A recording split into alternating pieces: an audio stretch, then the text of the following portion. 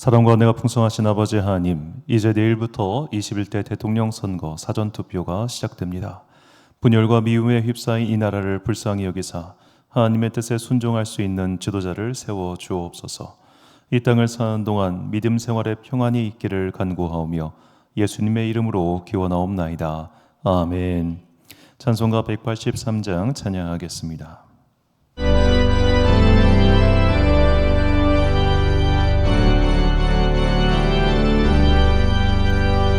빈들의 마른 돌같이 시들은 나의 영혼, 주님이 약속한 성령 간절히 기다리네. 가물어 메마른 땅에 단비를 내리시니 성령의 단비를 부어 새 생명 주옵소서. 반가운 빗소리 들려 산천이 춤을 추네. 봄비로 내리는 성령 내게도 주옵소서. 가물어 메마른 땅에 단비를 내리시니 단비를 부어 새 생명 주옵소서. 절 따라 우러를 내려 초목이 무성하니 갈급한 내 심령 위에 성령을 부으소서. 가물어 메마른 땅에 단비를 내리시니 성령의 단비를 부어 새 생명 주옵소서. 사랑의 언약 어길 수 있사오랴. 오늘의 흡족한 은혜 주실 줄 믿습니다. 가물어 메마른 땅에 단비를 내리시니 성령의 단비를 부어 새 생명 주옵소서.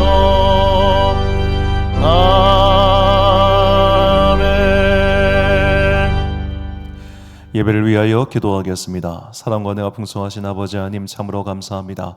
우리를 여기까지 삶을 인도하여 주시고 위기 가운데서 건져주사 우리 민족뿐만 아니라 우리 모두가 예배의 자리를 지킬 수 있는 민족과 나라가 된 것에 다시 한번 감사드립니다. 위로부터 오랫동안 내려온 이 믿음을 귀하게 여기고 이 믿음을 잘 지켜서 다음 세대로 믿음의 바톤을 전달할 수 있는 경주자가 되기를 소망하오니 주님 먼저 우리의 믿음을 지켜주시고 이 어지러운 세상 속에서 끝까지 하나님을 신뢰하는 신실한 주의 자녀들 되게 하여 주옵소서. 오직 의인은 믿음으로 말미암아 살리라 한 그 말씀을 기억합니다. 무화과 나무가 마르고 삶의 소출이 없다 할지라도 끝까지 이 믿음 지키며 살기를 소망하오니 간구하는 우리에게 성령의 강력한 임재를 내려 주옵소서. 성령 하나님께서 각양각색의 은사로 우리 가운데 은혜를 베풀어 주시고 그리하여 우리의 믿음이 그저 죽어있거나 그저 머릿속에 있는 믿음이 아니라 정말로 살아계신 하나님을 체험하고 만남으로 말미암아 여러 가지 어려운 상황 속에서도 끝까지 믿음을 지켜 살아가는 거룩한 주의 자녀들 되게 하여 주옵소서.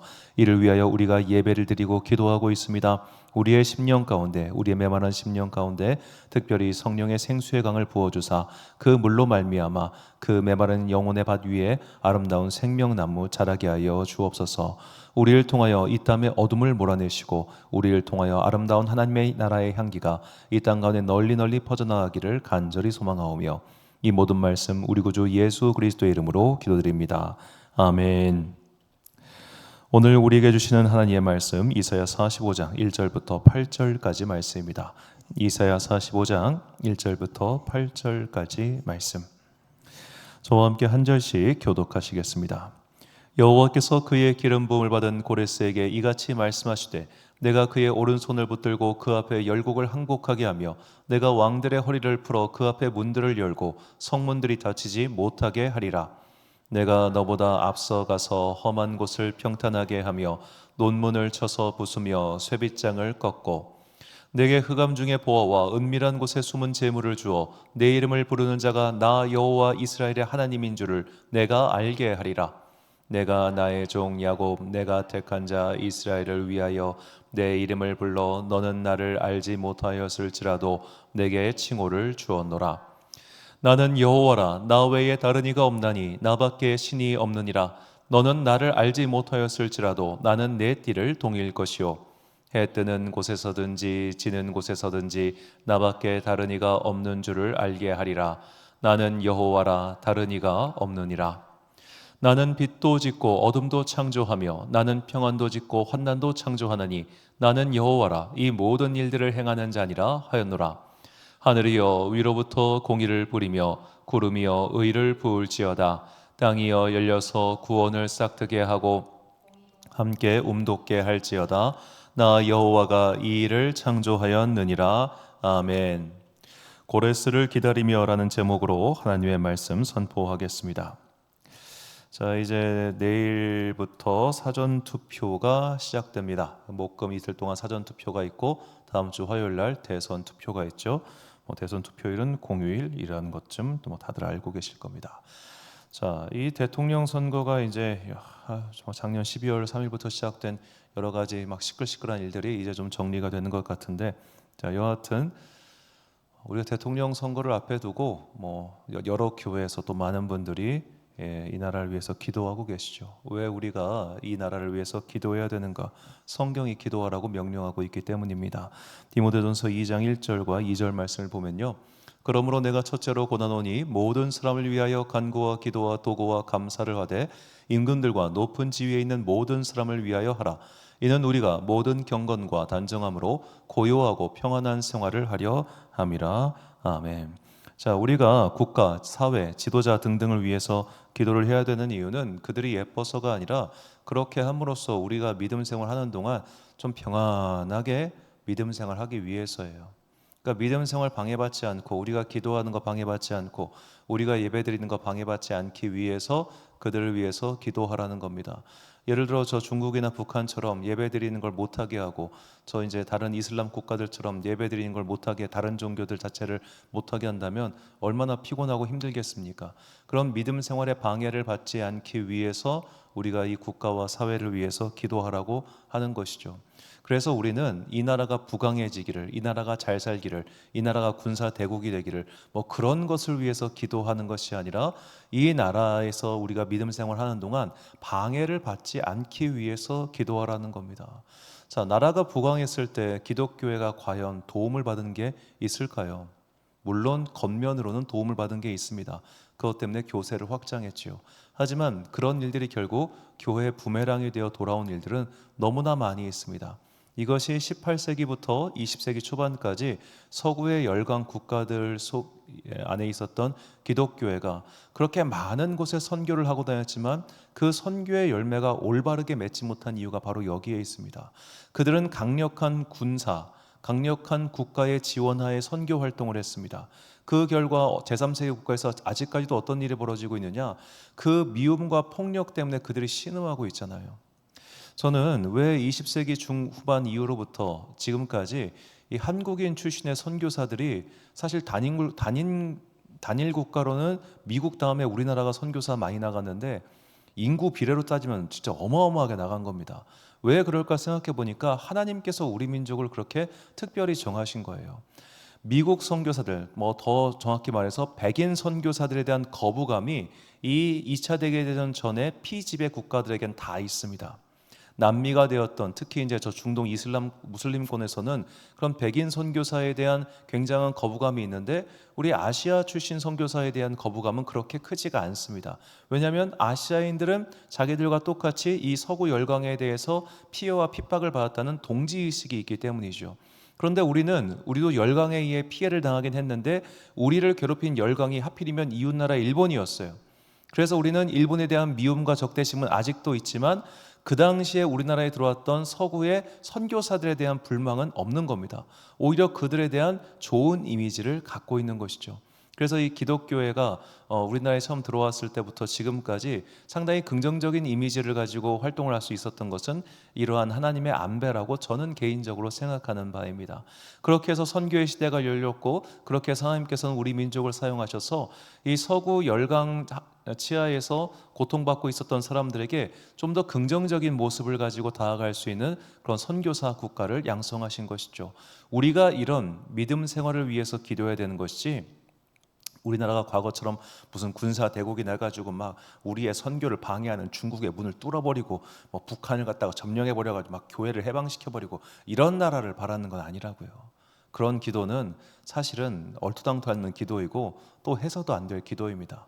우리가 역사의 실패로부터 배울 게 있어야지 역사의 그 잘못을 답습하면 안 되는 것이죠. 그래서 우리는 이 나라의 부강, 국력이 강해지고 문화 강국이 되고 이런 걸 기도하는 게 아니라, 이 나라의 지도자들이 정말로 정치를 잘하고 나라를 잘 들여서 우리가 믿음 생활에 있어서 그런 방해를 받지 아니하도록 그렇게 기도해야 되는 것이죠.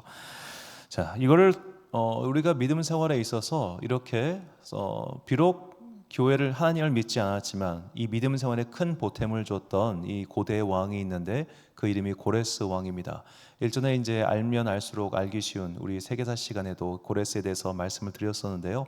오늘 다시 한번 이 고레스에 대해서 간략히 말씀을 드리고자 합니다. 본문 1절과 4절을 보면, 여호와께서 그의 기름 부음을 받은 고레스에게 이같이 말씀하시되, 내가 그의 오른손을 붙들고 그 앞에 열국을 항복하게 하며 내가 왕들의 허리를 풀어 그 앞에 문들을 열고 성문들이 닫히지 못하게 하리라. 내가 나의 종 야곱, 내가 택한 자 이스라엘을 위하여 내 이름을 불러 너는 나를 알지 못하였을지라도 내게 칭호를 주었노라. 아멘. 저 기름 부음을 받았다라고 하는 히브리어가 메시아라고 일전에 말씀을 드렸죠. 그러니까 고레스를 이스라엘을 위한 메시아로 정하셨다는 말입니다.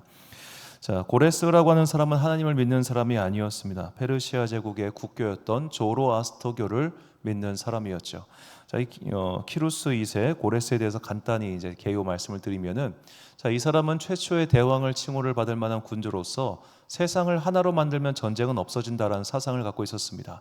그리고 다른 모든 종교를 존중했고 서로 다른 100개의 민족의 마음을 얻지 않고는 다스릴 수 없다라고 하는 그런 정신을 가지고 있었죠. 자, 그래서 관용과 자비를 강조했던 아주 훌륭한 군주입니다. 자, 이 사람의 일단 역사를 살펴보면요, 이 사람은 그 페르시아 안샨이라고 하는 이 지역의 왕이었다가 메디아를 정복했고 리디아를 정복했고 마침내 신바벨로니아를 정복해서 샤한샤 왕중왕이라는 칭호를 얻었습니다. 자, 그래서 저 페르시아가 옛날 한자어로는 바사이고 메디아가 옛날 한자어로 메데입니다. 그래서 우리가 다니엘서라든지 에스겔, 그리고 우리 구약 성경을 보면은 메데와 바사라고 하는 표현이 저렇게 등장하는 거예요.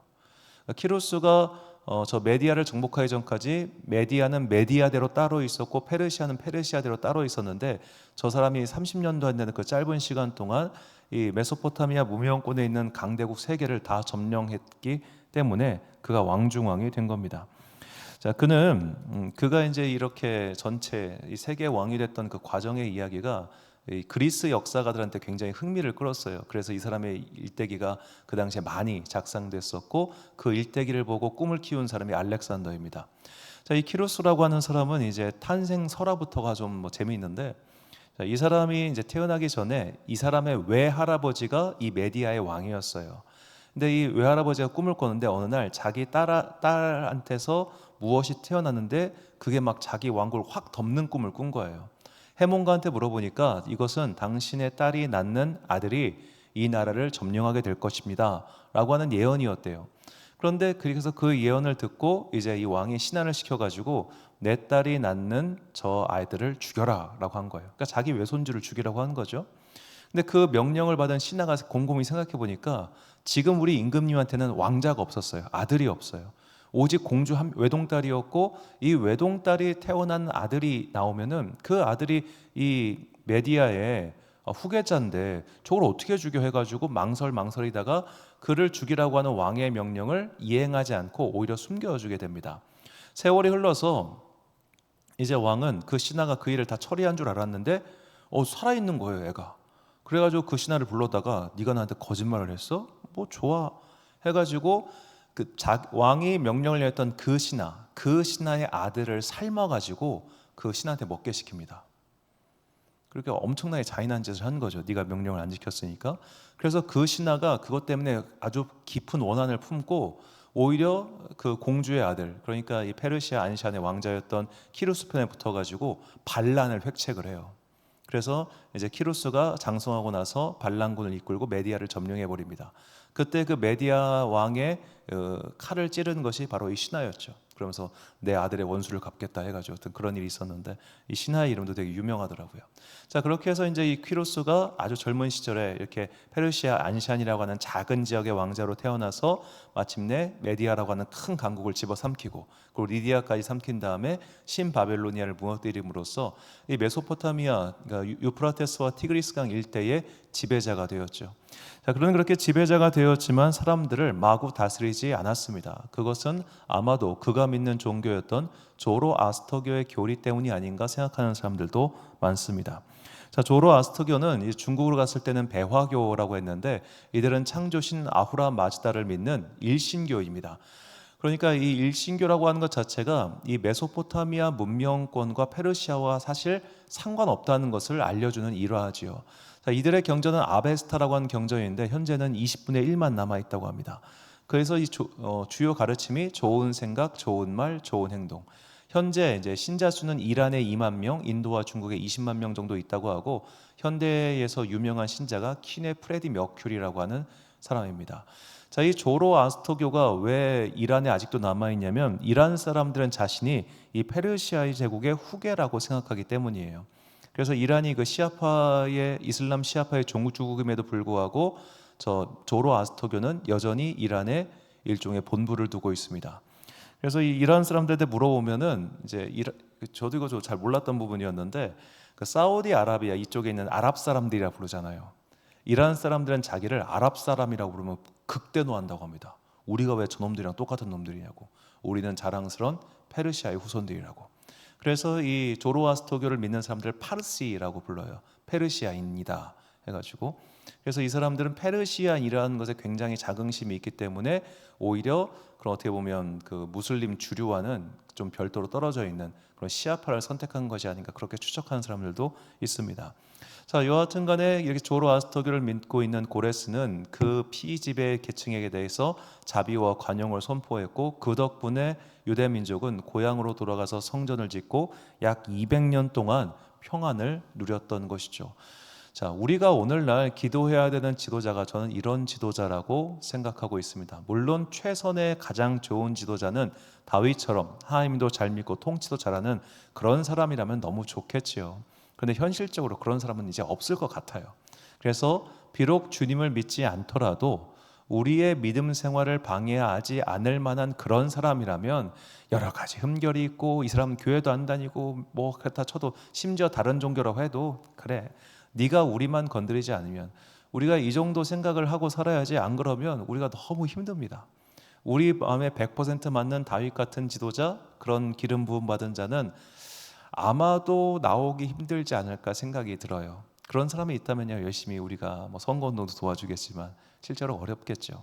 그래서 우리가 이 현실 세계를 살아가는 동안 어떻게 보면 누가 우리의 믿음 생활을 방해하지 않을 것인가, 이것을 기준으로 삼아서 우리가 정치인들을 봐야 할 겁니다. 자, 그럼 요즘 날 이제 현대 우리나라 기독교인들이 이게 통과되면 우리의 믿음 생활에 크게 방해를 받을 것 같다라고 해서 반대하는 게 바로 차별금지법이죠. 자, 다가오는 6월 14일 날 오후 1시에 또 서울시의회 그 광장에서부터 이 또 거룩한 방파제 통합국민대회가 열립니다. 그래서 그 차별금지법 제정 반대를 위한 이 운동인데, 자, 여기에 또 많은 교회가 참여하고 있었죠. 왜 과거형으로 말하냐면, 여기에서 굉장히 중요한 축을 이루고 있던 어떤 교회가 이번에 그 탄핵 반대 집회를 크게 하면서 이분들이 이제 여기서 떨어져 나갈 수밖에 없게 됐어요. 그러니까 이런, 어떻게 보면 이 차별금지법 제정 반대를 외치는 부류 안에는 민주당을 지지하는 분들도 계시고 뭐 보수당을 지지하는 분들도 계시지 않겠습니까? 그런데 한 목사님이 너무 나가버리셔가지고 이쪽에 있는 큰 뭉태가 그냥 떨어져 나가버린 거예요. 그래서 사실 올해 이 거룩한 방파제 운동이 굉장히 동력을 많이 잃었어요. 진짜 동력 많이 잃었더라고요. 제가 이걸 보면서 안타까운 게 우리 크리스천들이 그러니까 전략적 목표를 잘 세워야 돼요. 우리는 각자의 정치 성향이 있을 수 있고 이런 지도자가 정치자가 돼야 된다고 생각할 수 있습니다. 그건 개인의 자유니까요. 그런데 우리 공통의 목표를 향해서 때로는 자신의 기호나 성향을 조금 낮출 필요도 있습니다. 우리에게 지금 가장 중요한 전략적 목표가 무엇인가? 이 차별금지법이 제정돼 가지고 목사들 입에 어떻게 보면 자크가 채워지는 그런 일이 없도록 하는 게 핵심 목표 아니겠어요? 그것을 위해서라면 때로는 나와 성향이 다르고 나와 안 맞는 지도자라 할지라도 제가 우리를 할 수 있도록 지켜준다면 그래 너를 뽑아주겠다. 그런 선택이 필요한 것이죠. 최근에 이제 이 차별금지법 운동을 열심히 하는 어느 목사님이 이제 고발을 당하셨습니다. 동성애자들 고발을 당하셔가지고 검찰이 압수수색을 했대요. 그래서 이제 교회와 이제 목사님 사무실을 압수수색에 들어왔다고 합니다. 그 교회가 이제 큰 교회가 아니니까 그게 가능한 거예요. 교회가 큰 교회면은 감히 들어올 생각도 못 할 겁니다. 그냥 조그만한 교회 목사니까 그냥 압수수색 해가지고 이렇게 했다고 하는 겁니다. 자, 그거를 당하고 나니까 그 목사님 말씀이 다시 설교하기가 무섭더래요. 다시 설교하기가. 뭐 어떤 법적인 판결이 나오고 그런 것도 아닌데도 이게 저희 같은 보통 일반인들은 검찰 앞에 가면은 진짜 고양이 앞에 쥐처럼 그냥 바짝 굳어요. 경찰서 가서도 이렇게 바짝 굳는데 검찰 앞에 서면 얼마나 굳겠어요. 바짝바짝 굳는 걸 목사들이 경험하면은 쫄 수밖에 없어요. 이거는 안 가본 사람은 모를 거예요. 쫄 수밖에 없어요. 근데 정말 거기다가 이제 벌금형까지 때려진다. 이 차별금지법 제정되고 나면 다들 막 입이 자크가 팍팍 채워지겠죠. 그래서 우리가 이런 것들 잘 봐야 된다는 겁니다. 전 이번에 지금 대선 후보자 TV 토론 어제까지 다 끝났는데 좀 아쉬웠던 것은 이번에 이제 대선 후보자들 사이에서 차별금지법이 단 한 번 나왔습니다. 그 민주노동당 권영국이라고 하는 후보가 이제 민주당 이재명 대표에게 너 차별금지법 어떻게 할 거라고 물어봐요. 그래서 할 거냐라고 물어보니까 그 이재명 후보가 뭐 이 사람이 완전 밀어붙이더라고. 야, 김대중이 하기로 한 건데 너 왜 안 해? 막 이런 식으로 막 밀어붙이는데 지금 우리가 이게 저도 방향성에는 동의를 하지만 지금 해야 될 일이 너무 많아서 이거 지금 못 합니다. 약간 그런 식으로 대답을 합니다. 이거 기사를 내보낸 게 YTN이랑 KBS 둘밖에 없습니다. 나머지들은 보내지도 않더라고요.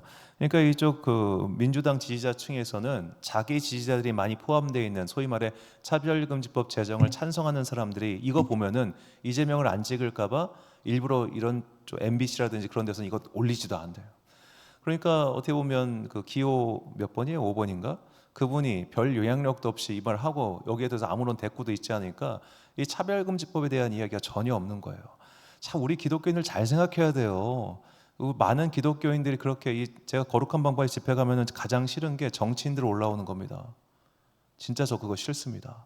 그러면 그렇게 거기 계신 분들이 지지하는 그 정치인들이 이번에 기호 2번 어떤 분이 그분한테 이거 물어봤습니까? 말 한마디도 하지 않아요. 그분들 정말 잘 생각해야 돼요. 제가 매번 설교 때 말씀드렸습니다. 지난 윤석열 정부 때 그 트랜스젠더 군인이 국립현충원에 묻혔고요. 윤석열 정부에서 임명한 대법관이 그 동성 커플 건강보험 그거 수혜 받을 수 있게 해줬어요. 보수 정권이 뽑은 인사라고 해서 그게 안 되고 진보 정권이 뽑은 인사라고 해서 그걸 해주고 이런 게 아닙니다. 그래서 기독교인들이 눈을 뜨고 바라봐야 된다니까요. 이런 게 프레임입니다. 프레임. 자, 언론은 프레임을 만들고 이것을 특정한 것을 확대해 가지고 마치 그것이 옳은 양 나의 후보에게 내 지지자에게 불리한 것은 빼고 유리한 것은 확대하죠. 자, 기독교인들도 마찬가지입니다. 이런 프레임에 갇히는 순간 우리는 정상적인 사고를 하지 못하고 전략적인 사고를 하지 못합니다. 자, 비기독교인들 중에도 차별금지법 제정 반대하는 사람은 상당히 많습니다. 저는 우리나라가 차별금지법 제정이 안 될 거라고 확신하는 이유 중 하나가 뭐냐면 이제는 그러니까 동성애는 일단 모르겠는데 트랜스젠더에 대한 인식이 우리나라가 진짜 안 좋아요. 특히 젊은 사람들은 공정이라고 하는 단어에 진짜 민감한데 이 올림픽 같은 뉴스에서 이 트랜스젠더 선수들이 나와가지고 금메달 따고 이러한 것들이 이 젊은 사람들한테는 조금 불공평의 상징이라고 보여지기 때문에 아무도 이런 것을 동의하지 않아서 결국 우리나라의 LGBTQ 운동은 그렇게 크게 확산되지 못할 겁니다. 뭐 좋은 일이죠. 대표적으로 지난번 숙명여대였던가요? 숙명여대에 트랜스젠더 학생이 입학하려고 하니까 거기 여학생들이 난리가 나가지고 그 입학 못하게 했잖아요. 그러면서 걔네들은 이게 뭐 진보적인 얘기 하지만, 그러니까 우리나라의 진보적인 이야기를 하는 사람들이 얼마나 모순적인 이야기를 많이 하는지를 사실 보면 알 수 있어요. 그래서 저는 이게 크게 확장되지 않을 거라고 그렇게 생각하고 있는데, 자, 이런 프레임 전쟁이 한번 딱 씌워지는 순간부터 우리는 정상적인 판단을 못할 때가 많습니다. 그래서 눈을 부릅뜨고 지켜봐야 되고, 정말로 우리에게 가장 좋은 선택이 무엇인가를 곰곰이 생각해 봐야 합니다. 자, 이런 프레이밍을 잘 씌워가지고 갑자기 한국의 위인으로 둔갑된 사람이 있어요. 누구냐면 김대건 신부입니다. 자, 김대건 신부가 당진에 가면은 진짜 거대한 성당도 있고요, 바티칸의 성상까지 세워졌습니다. 저는 가톨릭 교회가 김대건 신부를 추앙하는 것을 인정합니다. 왜냐? 그는 가톨릭 교회를 위해서 목숨 걸고 일한 사람이었기 때문입니다. 그런데 한국인으로서 김대건 신부가 위대한 한국인이었냐? 그렇게 묻는다면 아니요라고 당당하게 저는 대답할 수밖에 없습니다. 왜냐? 김대건 신부가 조선 정부로부터 사형당한 이유가 뭐냐면 국가 기밀을 반출하다가 걸려서 사형당한 거예요. 그가 그 당시에 조선전도라고 하는 지도를 만듭니다. 그래서 이 조선전도 지도를 만들어 가지고 특히 이 충남권의 그 서부 해안선의 일대를 자세하게 그린 다음에 이 지도를 어디다 전달하냐? 프랑스 선교부를 통해 가지고 프랑스 해군한테 전달을 해요. 그래서 프랑스가 여기에 들어오기 편하도록 지도를 제작하다가 걸린 게 김대건입니다. 그 실제로 두 개는 전달됐어요. 그래서 이제 조선 정부가 이 김대건을 붙잡아다가 이 사람이 라틴어를 잘하니까, 야, 앞으로는 이렇게 양이들과 소통하려면 라틴어 잘하는 사람이 필요해. 너 조선을 위해서 일해라고 했을 때 나 조선을 위해서 일하지 않는다고 죽이라고 해서 죽인 게 김대건입니다. 김대건은 가톨릭 교회를 위해서 일하다가 가톨릭 교회를 위해서 순교한 그런 사람이라는 것은 100% 인정하겠지만, 이 사람이 뭐 한국을 빛낸 위인이다? 천만에요. 차라리 반민족주의자라고 붙이는 게 더 많을 겁니다. 그런데 이 한국 가톨릭부터 시작해서 정말로 많은 사람들이 김대건 하다 보니까 다들 막 그래, 위대한 사람이구나 하는 거죠. 정말 보고 있으면 속이 터질 노릇인데, 이 한국고지도연구학회에서 밝힌 프랑스 국립도서관 소장 조선전도연구 이 초본에 따르면 김대건 신부에 의해 조선전도가 만들어진 후 파리 외방전교회 선교사 메스트르에 의해 사본이 제작되었고, 이후 원본 및 사본 지도들이 프랑스 해군 수로국 및 프랑스 총영사 몽티니 등을 통해 프랑스 국립도서관에 이관되었음을 파악했다. 그러니까 지도가 왜 프랑스 국립도서관에 있느냐? 프랑스 해군 통해서 들어왔다니까요. 저거 어디다 쓰려고 했겠습니까? 우리나라 쳐들어온 데 쓰려고 했겠지. 민족의 반역자라는 말을 붙여도 절대 이상하지 않은 사람인데, 아까 말씀드린 것처럼 프레이밍을 잘 씌워놓으니까 한국을 빛낸 100명의 위인들에도 김대건 신부가 들어가 있지 않습니까? 우리가 그래서 선과 악이 무엇인지를 잘 분별하고 우리가 이 시대에 무엇을 위해서 기도해야 되는지를 잘 깨달아야 된다는 겁니다. 디도서 2장 15절부터 3장 2절까지 말씀을 보니까요, 너는 이것을 말하고 권면하며 모든 권위로 책망하여 누구에게든지 업신여김을 받지 말라. 너는 그들로 하여금 통치자들과 권세 잡은 자들에게 복종하며 순종하며 모든 선한 일 하기를 준비하게 하며 아무도 비방하지 말며 다투지 말며 관용하며 범사의 온유함을 모든 사람에게 나타낼 것을 기억하게 하라. 아멘. 자, 우리가 어떻게 보면 정치인들이나 권세 잡은 사람들과 막 각을 세워서 싸울 필요가 없는 것은 사실 그들과 우리가 지향하는 바가 다르기 때문입니다. 단지 우리의 믿음 생활에 방해를 하고 우리의 믿음 생활을 강력하게 그들이 저 북한 정권이라든지 공산당원들처럼 억압할 때나 우리가 그것에 반대하는 것이지, 그 외의 것들이라면 우리는 오히려 전략적인 선택을 잘 해야 합니다. 어쩌면 우리는 그동안 우리가 가지고 있었던 뭐 보수와 진보라든지 그런 관념 때문에 제대로 봐야 될 것들을 보지 못하고 그저 덮어두고 넘어간 것들이 너무 많아요. 보수라고 해서 기독교를 다 좋아하는 것도 아니고 진보라고 해서 기독교에 다 반대하는 것도 아닙니다. 우리는 사람에 따라 따르고 상황에 따라 다르다고 하는 것, 이것을 꼭 잊지 말아야 되고, 무엇보다 정치는 결국 표가 있는 곳에 가게 되어 있습니다. 우리가 무엇을 해야 되는가? 이제 얘네들이니까 얘네들 무조건 우리 편 들어줄 거야. 아니요, 천만에요. 보세요, 말 한마디 안 한다니까요. 이번 토론 때 한마디도 안 했어요, 진짜로. 그러면 이쪽이라고 해서 우리 편 안 들어줄 거가 아니라 또 그렇지도 않아요. 제가 장담하건대 이번에 아마도 높은 확률로 뽑히게 될 그 사람은 생각보다 꽤 친교회적일 겁니다. 왜냐면 그분이랑 오랫동안 가까이 지내는 유명한 목사님이 있거든요. 용인에 계시는 소광석 목사라고. 그러니까 모든 게 생각한 것처럼 그렇게 돌아가진 않아요. 그러니까 우리가 너무 염려할 것도 없되 가장 중요한 것은 어쩌면 우리가 잘못된 프레임에 휩싸여서 올바른 판단을 못하고 있는 것은 아닌가. 어떠한 프레임에 내가 휩싸여 가지고 봐야 될 것을 놓치고 있는 것은 아닌가. 언론도 이것들도 다 우리가 면밀히 따져봐야 되는 이유가 바로 여기에 있습니다.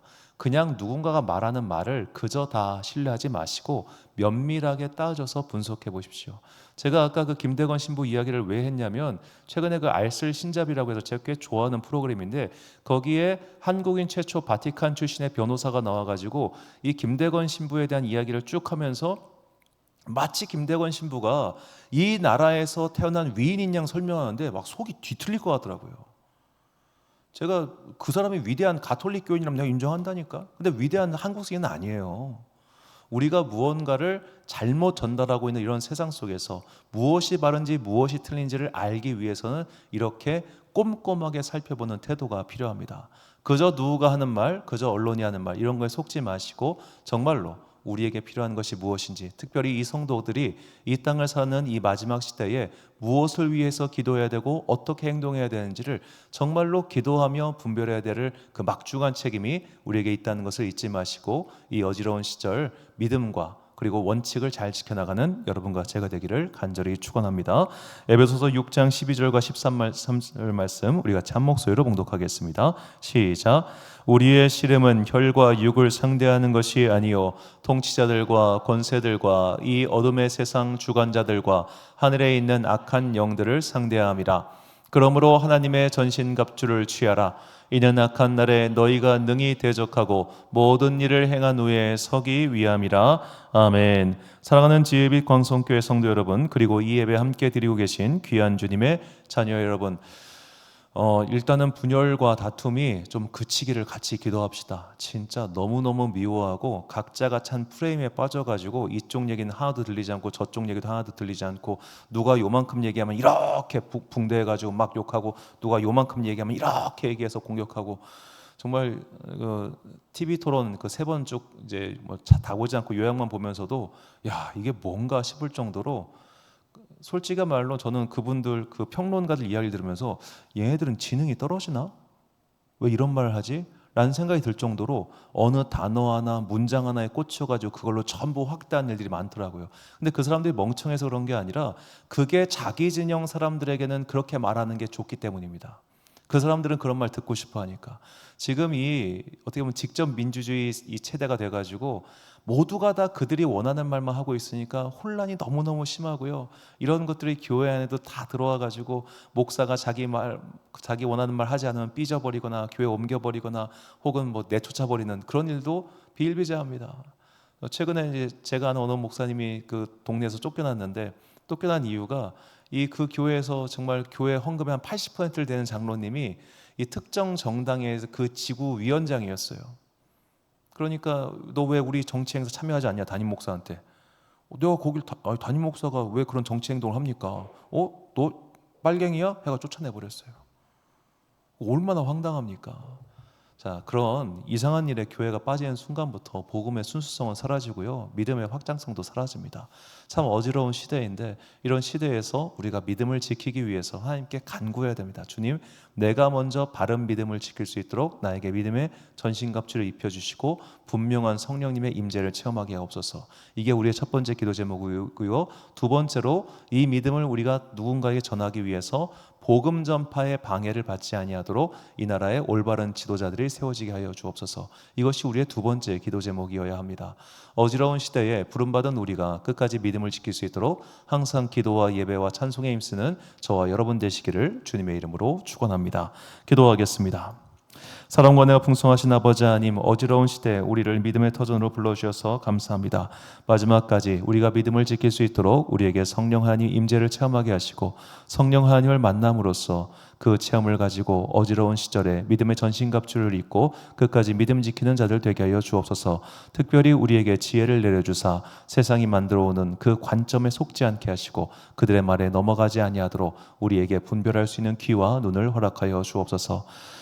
이 나라와 민족을 불쌍히 여겨주사 고레스와 같은 지도자가 나타나서 이 나라를 바른 길로 이끌 수 있도록 주님께서 함께하여 주시고, 또한 우리가 믿음 생활을 온전하고 평안하게 할 수 있도록 우리를 지켜 주옵소서. 이 모든 말씀 우리를 사랑하시는 거룩하신 예수 그리스도의 이름으로 기도드립니다. 아멘. 찬송가 300 몇 장이냐? 36장 찬양하겠습니다.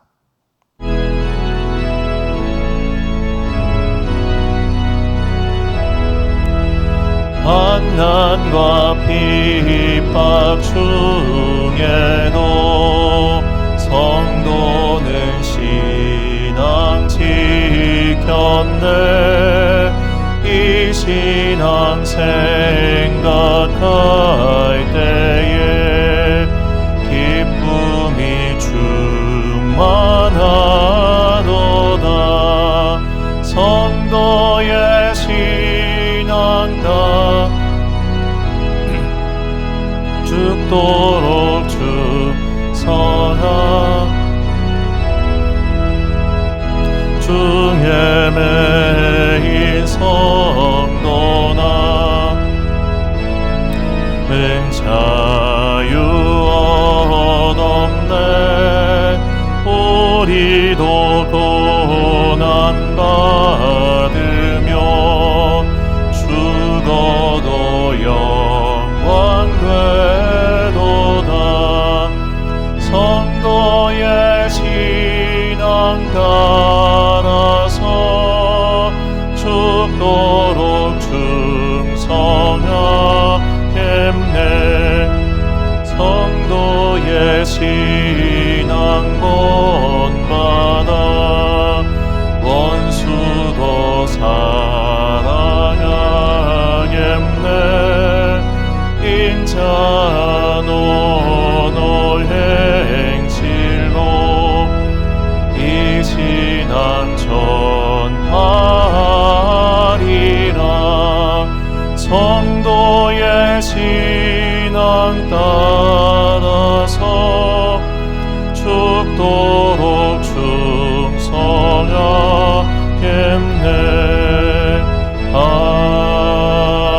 아멘. 주기 도문하심으로 수요일 예배 마치겠습니다.